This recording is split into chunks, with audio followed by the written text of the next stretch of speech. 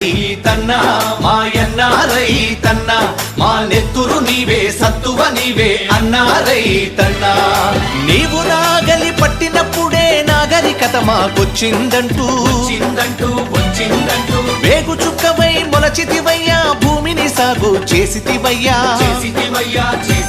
నీ కాడికి దండం వేడికి దండం కాడిని మోసని ఎడ్లకు దండం వేడిని బట్టని చేతికి దండం కూడును పెట్టని కాళ్లకు దండం అన్నా రైతన్నా మాయన్నా రైతన్నా మా నెత్తురు నీవే సత్తువ నీవే అన్నా రైతన్నా